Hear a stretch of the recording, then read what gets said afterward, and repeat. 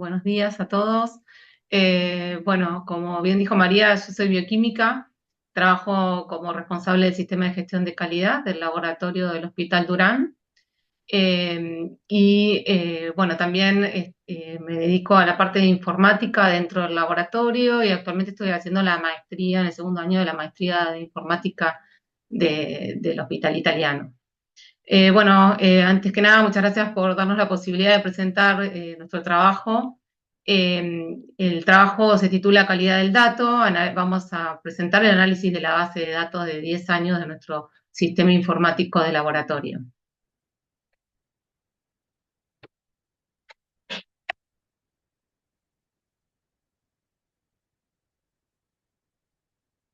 Antes que nada, presentarles que nosotros trabajamos en el Hospital Carlos Durán, es un hospital general de agudos de la red de hospitales del gobierno de la ciudad de Buenos Aires. La división de laboratorio, análisis clínicos del Hospital Durán, es un laboratorio muy grande que está certificado, uno de los pocos laboratorios que está certificado con una norma de calidad internacional, con la ISO 9001-2015. Tiene 9 áreas de especialidad, atiende y procesa, ¿no?, las muestras de aproximadamente 8.000 pacientes por mes, distribuidos entre pacientes ambulatorios, internados, guardia y muestras de derivaciones que recibe de otros hospitales de la red del gobierno de la ciudad. Y esto equivale más o menos al procesamiento de 140.000 prestaciones al mes. El laboratorio es, como sabemos, el laboratorio de análisis clínicos es un servicio efector, actúa como un servicio efector del sistema de información en salud. Está continuamente con innovación tecnológica, con cambios de equipo, con consolidaciones de equipamiento, o implementando metodologías nuevas, pasando metodologías manuales a metodologías automatizadas para hacerlas más eficientes y disminuir los errores, incorporando nuevas áreas de especialidad y en los últimos años informatizando nuevas áreas, principalmente el área preanalítica, ¿no?, para una de las áreas que más errores tiene dentro del laboratorio y que, bueno, la informatización ayuda a disminuir estos errores. Toda esta innovación y este cambio que lleva continuamente el laboratorio necesita estar sostenido y acompañado por un sistema de información del laboratorio que pueda acompañar toda esta innovación.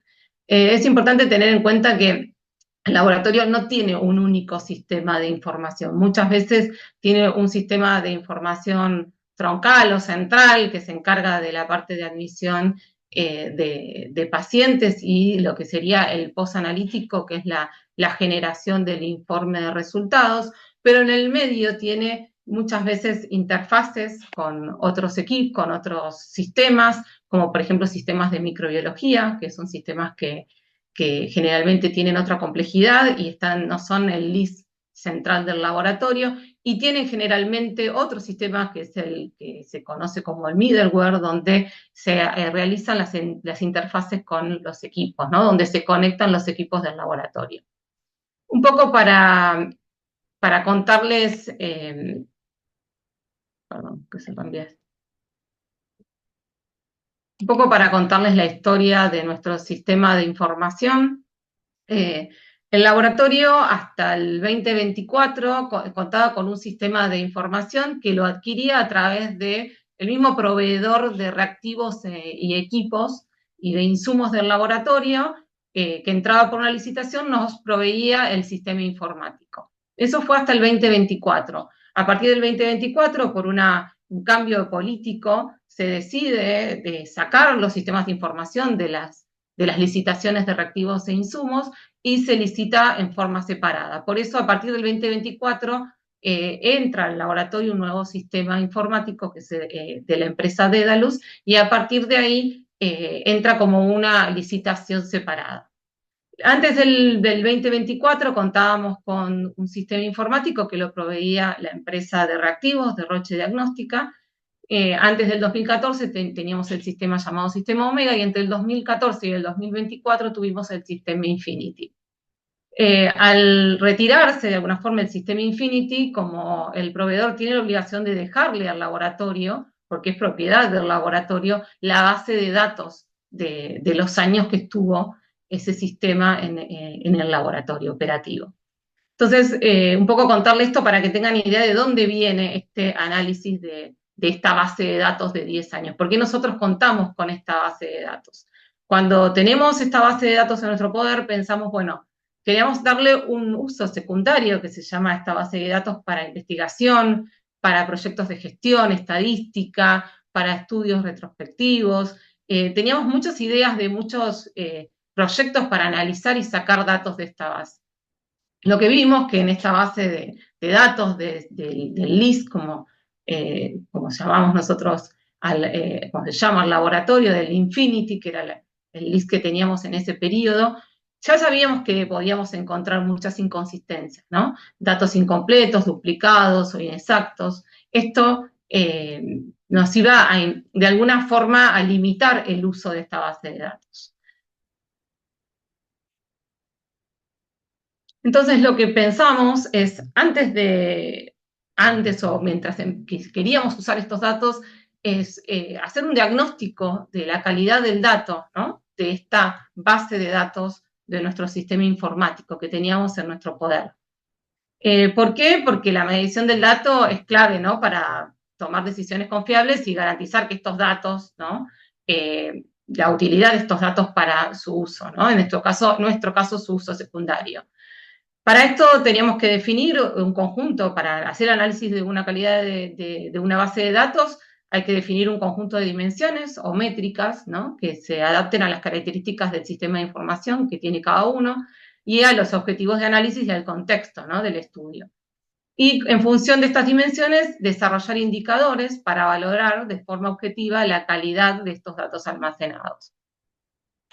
Entonces, el objetivo de nuestro trabajo fue evaluar la calidad del dato contenido en la base de datos correspondientes a estos 10 años, a este periodo 2014-2024, del sistema informático del laboratorio de nuestro hospital.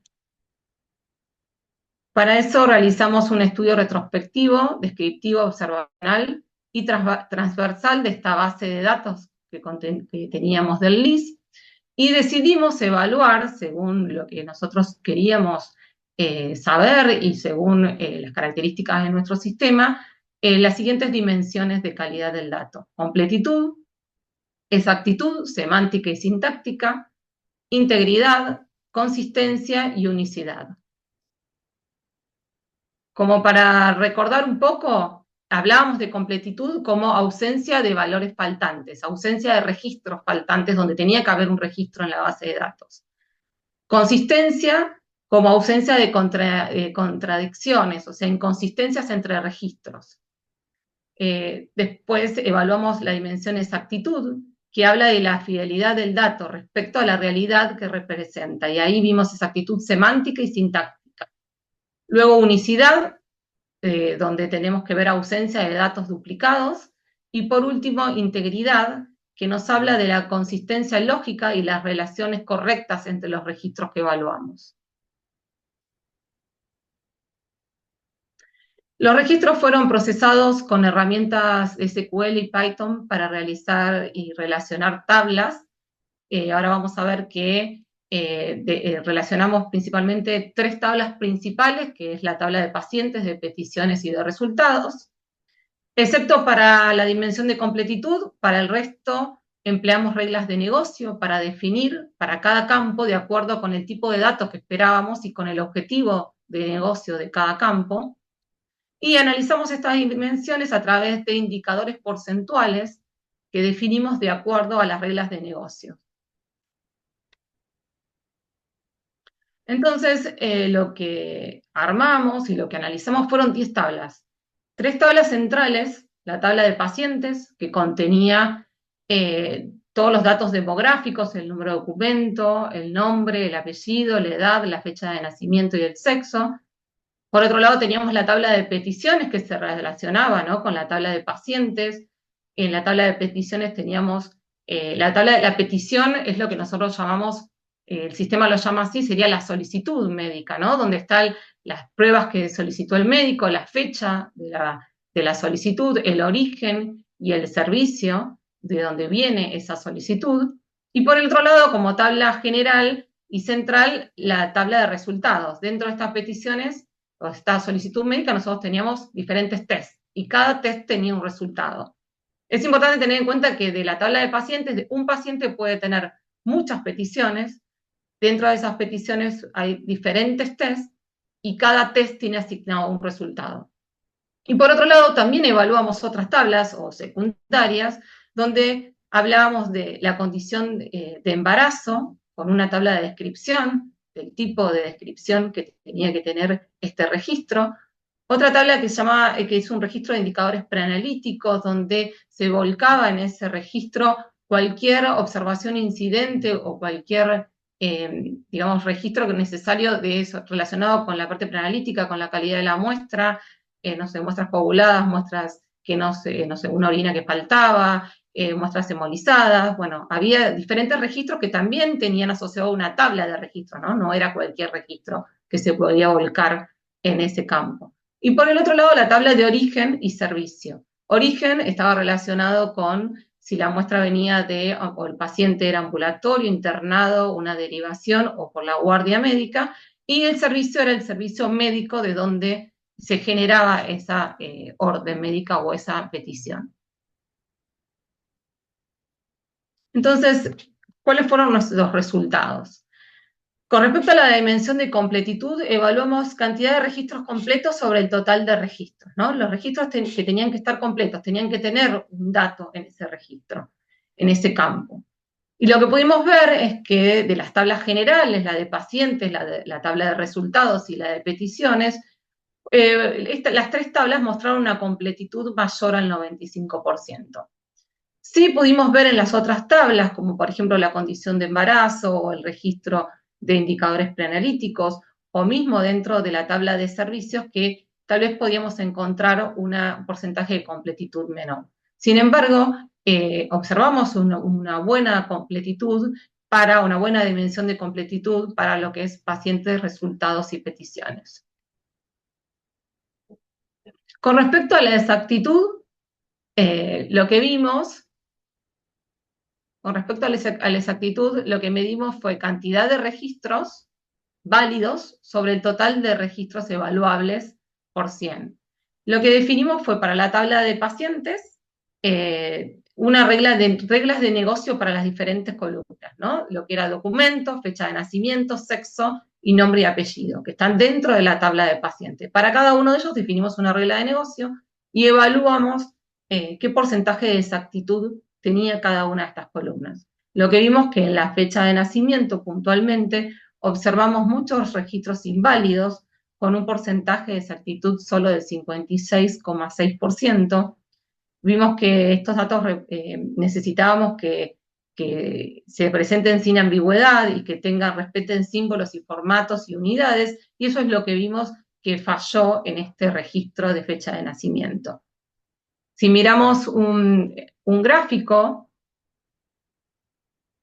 que evaluamos, lo que pudimos ver es que en la distribución de fechas de nacimiento observamos acá un pico, como un outlier, con una gran cantidad de registros que tenían una fecha de nacimiento anterior al año 1900, lo que nos indicaba que teníamos muchos registros de muchos pacientes que tenían más de 100 años. Y a su vez, dentro de ese registro veíamos gran cantidad de registros que tenían específicamente la fecha 1 de enero de 1910.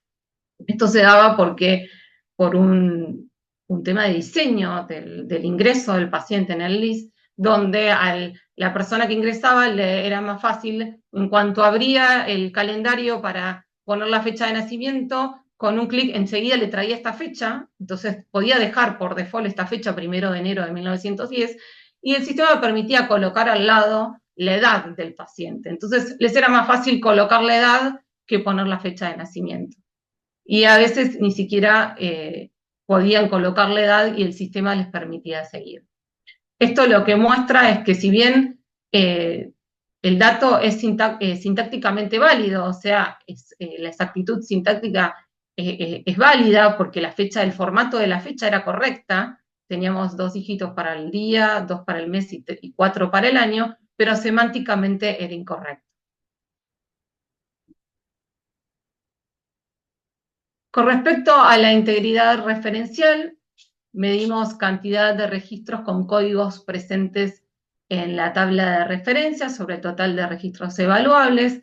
¿Qué quiere decir esto? Como habíamos visto que teníamos 4 tablas secundarias que hablaban sobre, que estaban relacionadas a la petición, ¿no? Al pedido médico.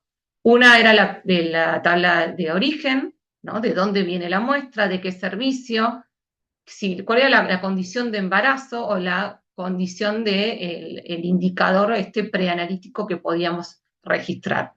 Y lo que vimos es que en la tabla de petición de embarazo, o sea, la parte de condición de embarazo y de registro de indicadores preanalíticos, en ambos casos lo que teníamos era que había muchos valores, o sea, muchos registros que no coincidían, que no se referenciaban a la tabla de referencia.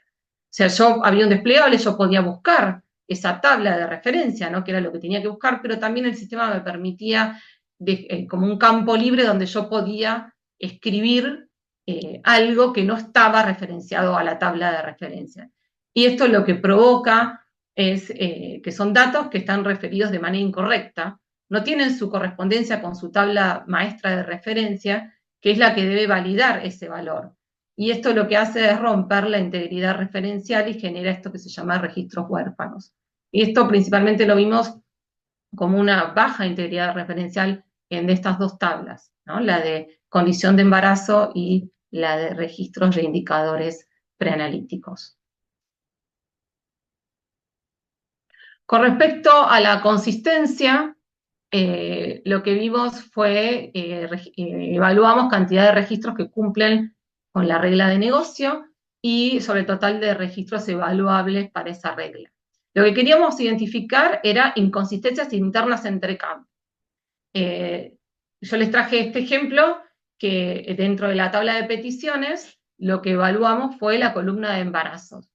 La regla de negocio era ver consistencia entre embarazo sí o no, o alguna característica del embarazo que se podía poner en su tabla referencial de cuál era el trimestre del embarazo y otros datos que traía esa tabla referencial, con el sexo. Entonces evaluamos esta regla de negocio, ¿no? Sexo masculino con embarazo sí. Eh, y también evaluamos en mujeres, embarazos no plausibles. Lo que vimos fue una buena consistencia en estos datos con valores mayores al 98%.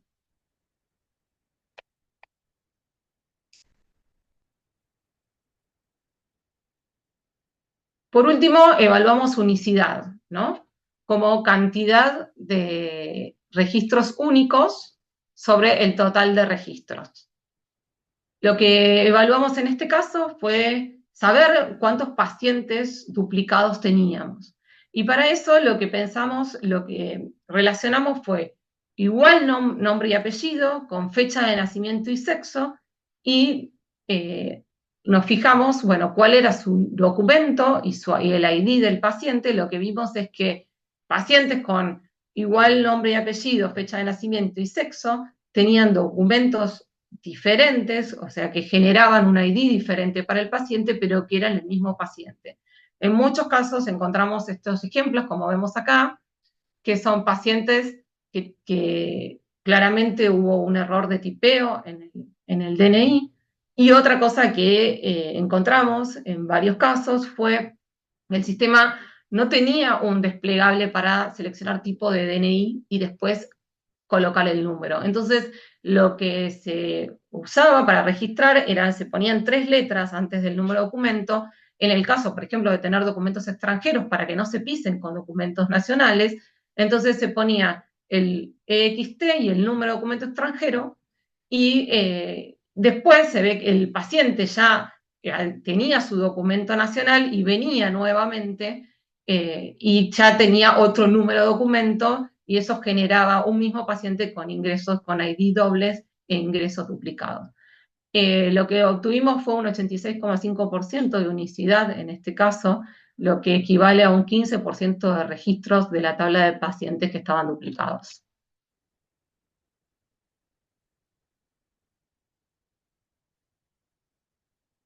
Bueno, como conclusión del trabajo, Los resultados, bueno, evidenciaron algo que nosotros sabíamos, digamos, pensábamos en que había inconsistencia de datos también por la forma, ¿no?, que tenía el sistema, cómo era el sistema que estábamos usando. Sabíamos que había algunos errores de diseño que podían traer inconsistencias o problemas en el registro de los datos.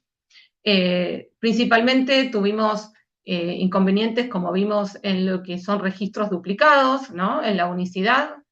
También tuvimos problemas en la inexactitud, con valores inexactos, como fue el tema de la fecha de nacimiento, y deficiencias en la integridad referencial, como fue en el caso de las tablas de condición de embarazo o indicadores preanalíticos. Como bueno, parte de lo que les venía contando recién, las causas estaban relacionadas con los datos de entrada, o sea, con el proceso manual de carga, y también con errores de diseño, ¿no? A veces esto de que el laboratorio va necesitando, requiere diferentes nuevas formas de capturar información y el sistema empieza como a emparcharse y eso termina trayendo errores de diseño que hacen que la captura de la información pueda generar errores. Bueno, estas limitaciones, ¿no?, que tiene la base de datos compromete la aplicación de la base de datos, en nuestro caso para el uso secundario, que es lo que estábamos buscando, ¿no?, para investigación, para estadística, para gestión. Y por otro lado también en el caso de que obviamente la calidad del dato también afecta, ¿no?, compromete la aplicación para el uso primario, en el caso que estuviera nuestra base de datos utilizándose actualmente. Frente a esto, nosotros nos planteamos un poco la necesidad de tener alguna estrategia de gestión, ¿no?, para mejorar la calidad del dato. Ahora pensando en que tenemos una base de datos nueva y que deberíamos trabajar para mantenerla dentro de los estándares requeridos, ¿no?, tanto mediante una gestión reactiva como una gestión reactiva que analice, ¿no?, y vaya corrigiendo de alguna forma estas bases de datos, y una gestión proactiva que establezca ya desde un inicio quiénes son los dueños, cuál es la gobernanza que tenemos nosotros o quién sobre los datos, digo el laboratorio o tal vez ya hablando del gobierno de la ciudad, incorporar herramientas, si pudiera ser posible alguna herramienta técnica, y definir los requisitos de calidad que necesitamos para el uso previsto de estos datos. Y bueno, si bien nuestro objetivo fue más que nada el diagnóstico de la calidad del dato de nuestra base de datos, también es importante tener esta herramienta de análisis ante posibles cambios del LIS, pensar en información que muchas veces hasta un cambio del LIS se hace como una migración de información principalmente de los datos demográficos, ¿no?, y poder depurar antes esta base, antes de su migración, nos va a garantizar la calidad, ¿no?, de los datos transferidos. Y también nos ayuda a encontrar todos estos errores, a conocer e identificar oportunidades para pensar en el rediseño de la captura de la información en los LIS que estamos implementando. Bueno, esta es la bibliografía que utilizamos. Muchas gracias por su atención.